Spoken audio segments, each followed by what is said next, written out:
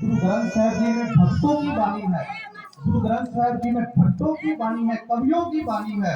गुरु ग्रंथ साहिब जी में गुरसिखों की वाणी है। 15 भगत जो अलग अलग जातों से, अलग अलग धर्मों से संबंध रखते थे, उनकी जो वाणी है, पिछले 3 दिनों से उनकी वाणी का जो प्रवाह है ना, यहाँ पर चल रहा था।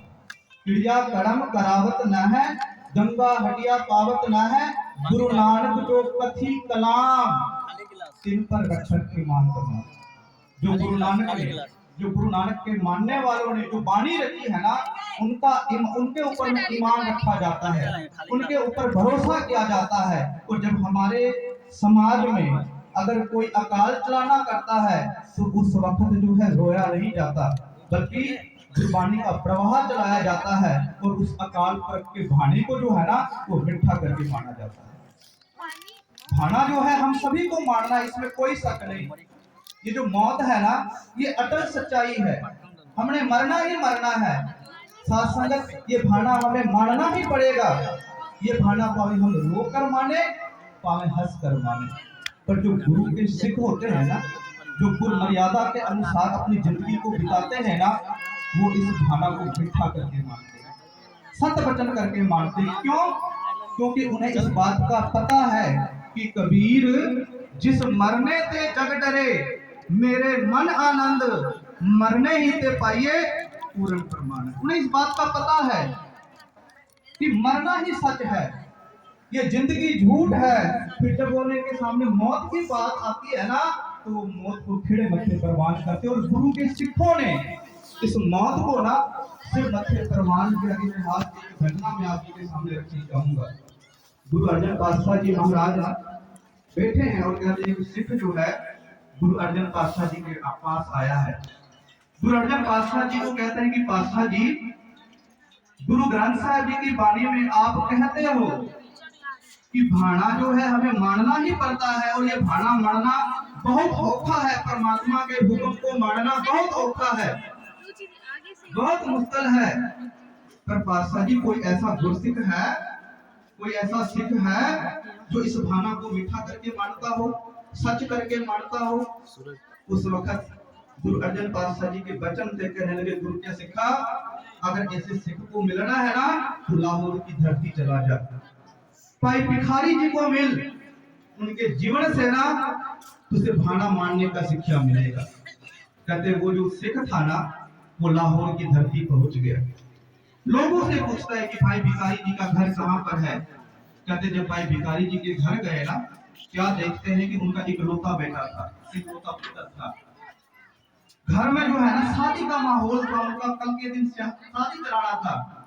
कहते हैं घर में चहल पहल लगी हुई थी, लोगों में जो खुशी की लहर बोल रही थी, हर कोई जो खुशी के गीत गा रहे थे, नच टप रहे थे।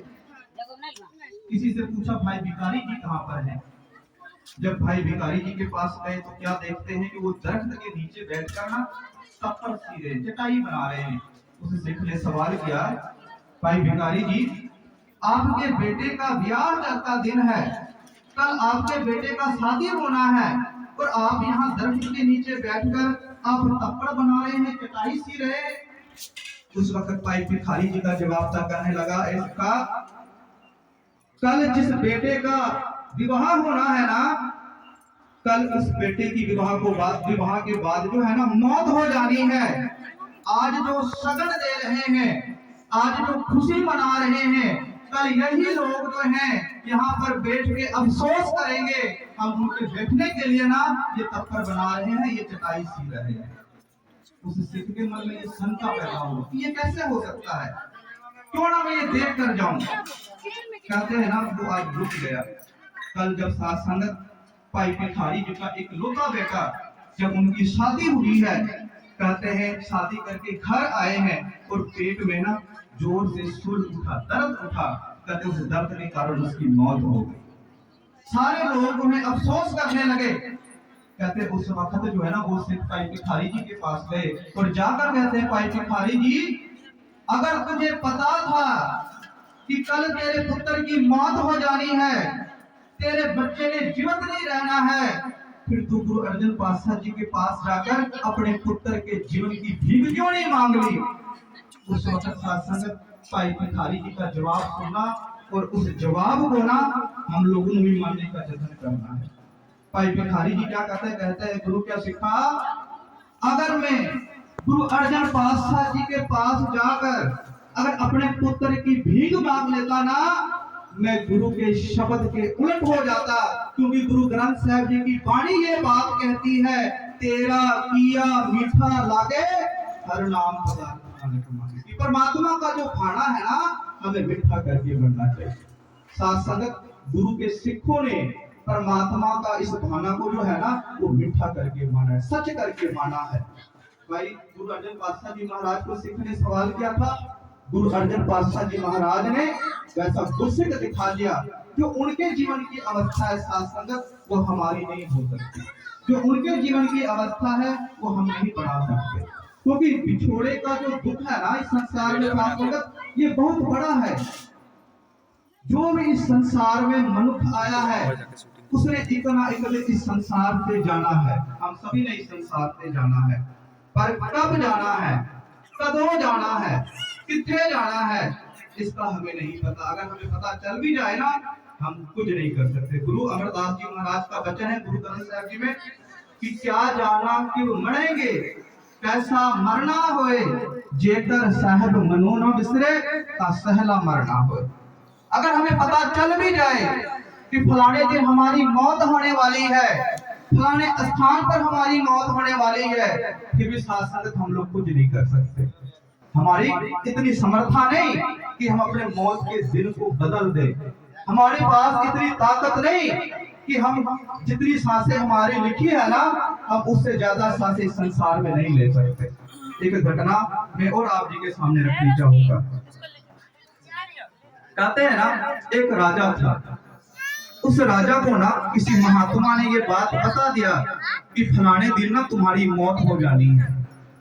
वो राजा कहता है कि आपका धन्यवाद, आपने हमें बता दिया कि फलाने दिन हमारी मौत हो जानी है, मैं अपने आप को ना बचाने का जतन करूंगा, कोशिश करूंगा।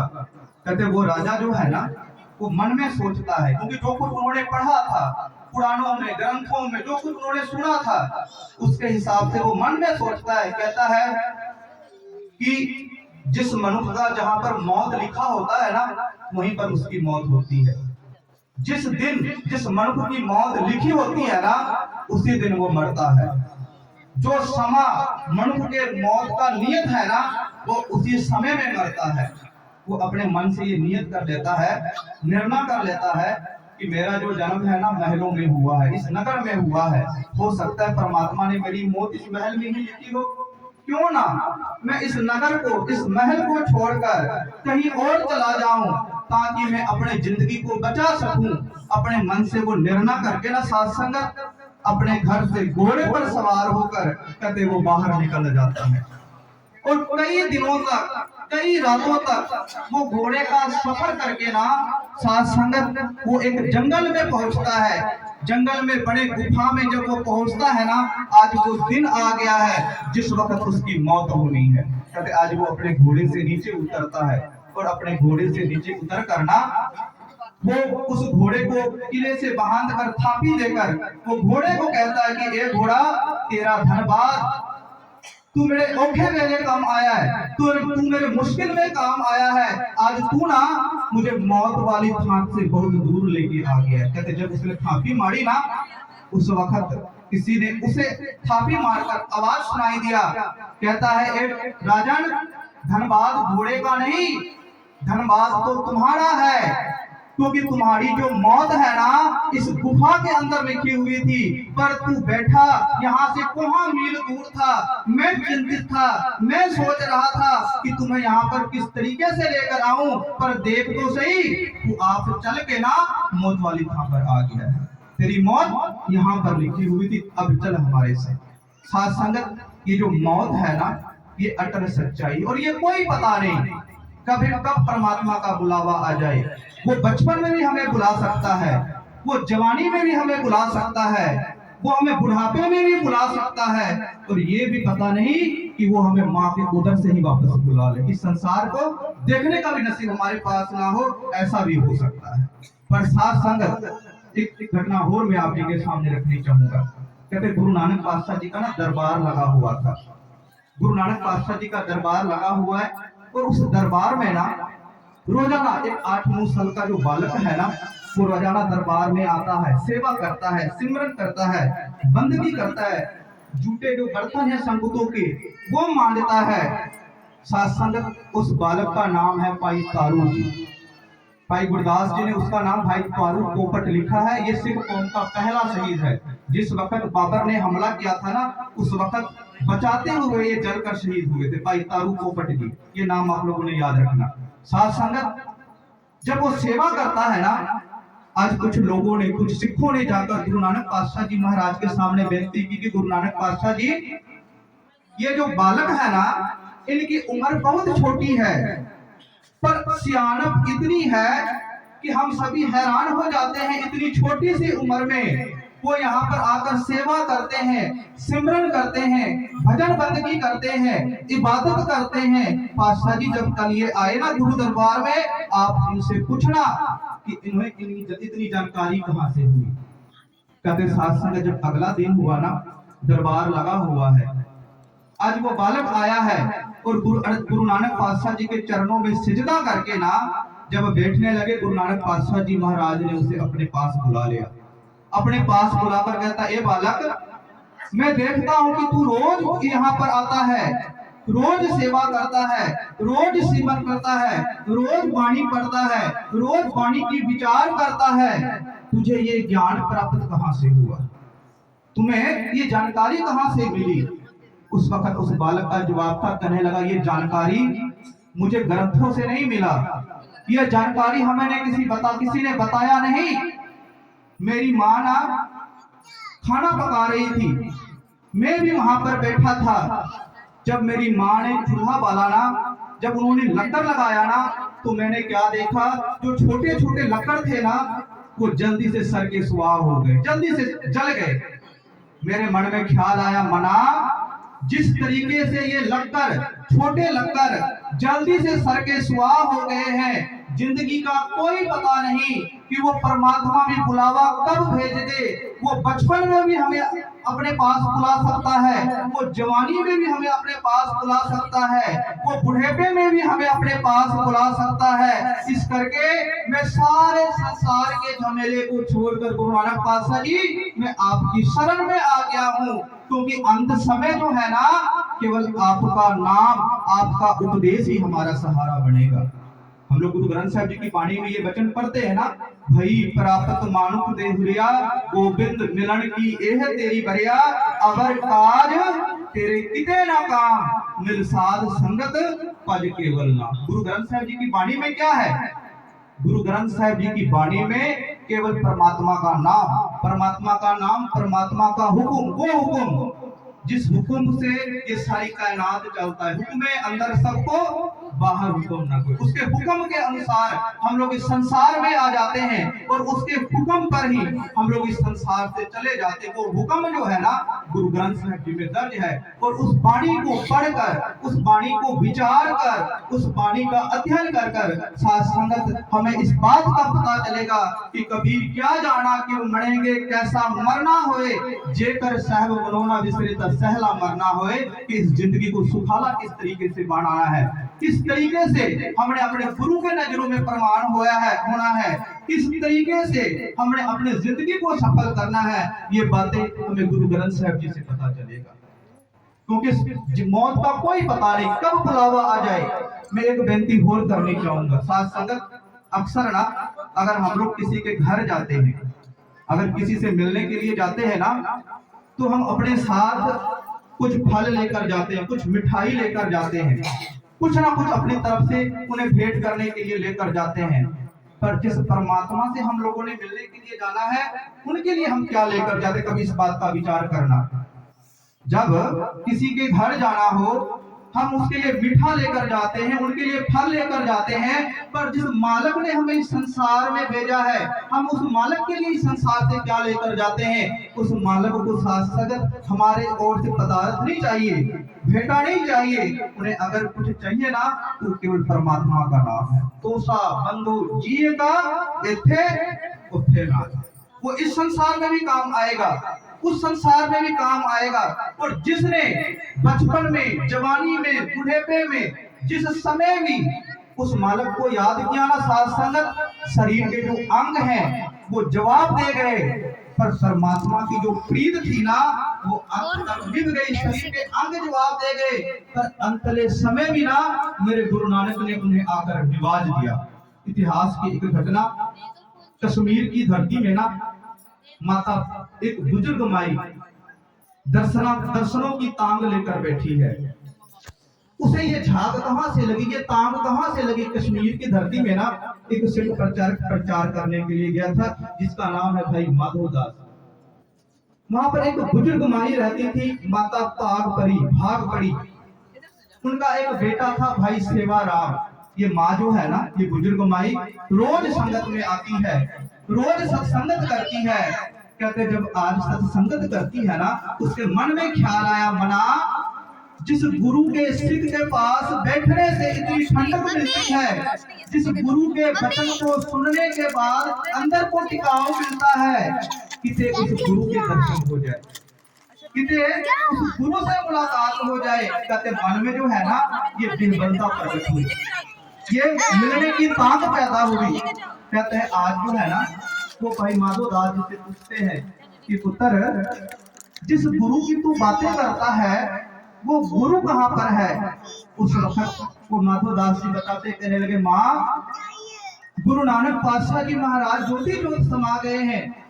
उनके गद्दी पर 6वें गुरु छठम पीर गुरु हरगोबिंद पातशाह जी बैठे हैं और इस वक्त ना वो अमृतसर की धरती को भाग ला रहे हैं, अमृतसर की धरती में बैठे हैं। कहते उन्होंने ना अपने मन से ये निश्चय कर लिया, और जिसके साथ प्रीत होना, जिनके साथ प्यार होना, वो अपने तरफ से उनको देने के लिए ना कुछ सामान तैयार कर लेता है। माँ ने ना गुरु हरगोबिंद पातशाह जी के चरणों में बेनती की कि पातशाह अब हमारी जिंदगी की इको एक चाह है, इको एक इच्छा है कि मरने से पहले ना आपके दर्शन हो जाए, और आपके लिए मैं एक चोला तैयार कर रही हूँ, ये चोला आपको पहनने हुए देखना चाहती हूँ। कहते आज अपने बेटा सेवाराम के साथ ना गुरु हरगोबिंद पातशाह जी के चरणों में जुड़कर ये अरदास की है कि गुरु हरगोबिंद पातशाह जी दर्शनादि तांग है, कृपा करियो, मौत को पहला ना, मरने से पहले ना आप कश्मीर की धरती पर आकर ना हमें दर्शन दे जाना। कहते साथ संगत उस बुजुर्ग माई की जो अवस्था है ना उसका जिक्र जो है बाबा फरीद साहब जी ने अपनी वाणी में पहले ही कर दिए हैं। वो कहते फरीदा तन सुक्का पिंजर थिया तलिया कुंडे ताग अजेसु रबड़ा बहुलियो देख बंदे के पास। तन सुख के पिंजर हो चुका है, हड्डियों का जो ढांचा है ना वो शरीर से नजर आ रहा है, तन सुख के पिंजर हो चुका है। तन सुक्का पिंजर थिया तलिया कुंडे काग। इथे काग का मतलब ये नहीं कि काग जो है ना वो शरीर पर आकर चुंझ मार रहा है, इथे काग का अर्थ है मौत रूपी काग। वो आवाज दे रहा है कि आज नहीं तो कल मैं तुझे उठा कर ले जाऊंगा, पर अजेसु रबड़ा बहुलियो, अभी तक जो है परमात्मा से मिलाप नहीं हुआ, अभी तक वो प्यारा मिला नहीं। तलिया कुंडे काग अजेसु रबड़ा बहुलियो देख बंदे के पाग। काका करंग टंडोलिया सगला खाया मांस, ए द्वे नैना मत छुओ फिर देखने की आस। ए काग, ए काल, ए मौत, तू भावे मेरे शरीर को निढाल कर दे, मेरा हाथ ना चले मुझे कोई परवाह नहीं, मेरा पैर जो है वो चलना बंद हो जाए मुझे कोई परवाह नहीं, पर हे काम मेरे आंखों में ना अभी अपने प्यारे को देखने की चाहत है, मेरे आंखों को निढाल मत करना, मेरे नेत्रों से जोत जो है वो अभी मत लेना, क्योंकि मैंने इन आंखों से अपने गुरु के दीदार करने। साथ साथ ये अवस्था उस बुजुर्ग माई की है। आज जब वो माई जो है गुरु हरगोबिंद पातशाह जी के लिए चोला तैयार करती है ना, और जब पंचपिंड में गांव में विचरती है ना, लोगों ने पूछना कि माँ ये चोला तू किसके लिए तैयार कर रही है? तो उस वक्त माँ ने कहना मैं अपने प्यारे गुरु हरगोबिंद पातशाह जी के लिए चोला तैयार कर रही हूँ। कहते उस वक्त लोगों ने मजाक उड़ाया, लोगों ने मखौल भी किया कि ए माँ तू झल्ली हो गई है, तू कमली हो गई है, गुरु हरगोबिंद पातशाह जी का कश्मीर की धरती में कोई प्रोग्राम नहीं है, क्या गुरु हरगोबिंद पातशाह जी तेरे हाथ से बना हुआ ये चोला लेने के लिए यहाँ पर आएंगे? कहते उस वक्त लोगों ने मजाक उड़ाया उस माँ का। कहते आज जब भाई सेवाराम अपने घर में आया है ना, तो भाई सेवाराम ने अपनी माँ को आके, देखो कि पिंड में उनका भी मजाक उड़ाया गया। कहते आज भाई सेवाराम आके अपनी माँ को कहता है कि माँ तू बाहर ना बोलिया कर, बाहर गल ना कर कर, लोग मजाक उड़ाते ने, लोग कहते हैं कि तेरी माँ चल्ली हो गई है, तेरी माँ कमली हो गई है। गुरु हरगोबिंद पातशाह जी का एक चोला लेने के लिए कश्मीर की धरती में आएंगे। कहते उस वक्त उस माँ का जवाब था, माँ कहती है बेटा सच जानी, मेरा हृदय पुकार के कहता है कि इस बुढ़ी माँ की आस को पुगाने के लिए ना मेरे गुरु हरगोबिंद पातशाह जी कश्मीर की धरती में जरूर आएंगे। साथ संगत समा लग गया है। आज वो माँ जी है ना, बुजुर्ग माता पाग परी आज अपने अंतले सुवासा को गिनती पई है। ते कहते अमृतसर की धरती ते गुरु हरगोबिंद पातशाह जी बैठे ने। कहते इको दम दीवान लगा हुआ है, सारी संगत बैठी हुई है। इको दम गुरु हरगोबिंद पातशाह जी अपने आसन तो उठ के खड़े हो जाते हैं, ना अपने सिखा नु बचन करते, सिखा जान दी तैयारी करो, कश्मीर की धरती ते जाना है। कहते उस वक्त सिखा का उत्तर ते कहने लगे पातशाह जी तुसी पहला कुछ दसिया नहीं, थोड़ा जिहा टाइम दियो, थोड़ा जिहा समा दियो ताकि असि तैयारी कर लें, हम तैयारी कर लें। उस वक्त गुरु हरगोबिंद पातशाह जी का उत्तर कहने लगा, देखो तुम्हारे पास टाइम है, मेरे पास टाइम है, पर जिस माँ से मिलने के लिए मैं कश्मीर की धरती में जा रहा हूँ ना, उस माँ के पास टाइम नहीं है। कहते हैं आज गुरु हरगोबिंद पातशाह जी कश्मीर की धरती में पहुंचे हैं। बुजुर्ग माई माता पाग परी मंजे पर लेटी है। गुरु हरगोबिंद पातशाह जी महाराज ने जाकर वो कुंडा खड़काया, पूछा कौन?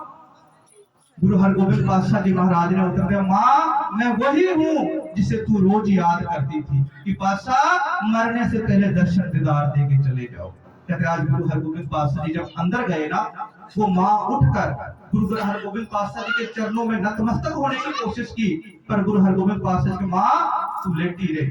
गुरु हरगोबिंद पातशाह जी सिरहाने पर जाकर बैठ गए, उस माँ के शीश को अपने गोद पर रखा। कहते जो चोला उस माई ने तैयार किया था ना, वो चोला गुरु हरगोबिंद पातशाह जी के चरणों में अर्पण कर दिए। गुरु हरगोबिंद पातशाह जी महाराज ने जब उस चोले को धारण किया, कहते उस वक्त उस माँ ने गुरु हरगोबिंद पातशाह जी के चरणों में शीश झुकाकर वचन किया, कहने लगे गुरु जी अब मेरी जो जीने की इच्छा है ना वो खत्म हो चुकी है, अब मैं जीना नहीं चाहती, बस मेरी अंतिम इच्छा ये है कि पातशाह जी आप मुझे अपने चरणों में निवास दे दो। साथ उस वक्त वो माँ जो है ना गुरु हरगोबिंद पातशाह जी के चरणों में अपने प्राण त्याग देती है। और इतिहासकार ये बात लिखते हैं कि गुरु हरगोबिंद पातशाह जी महाराज ने अपने हाथों से उस वक्त माँ का संस्कार किया।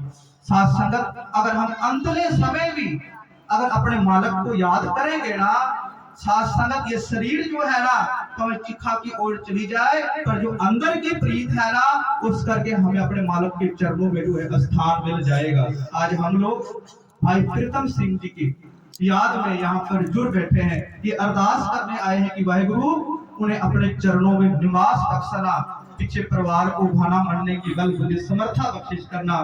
तो साथ संगत इतनी सी बेनती प्रवान करनी। आप समूह संतों का बहुत बहुत धन्यवाद। और अंत में फतेह बुलाए।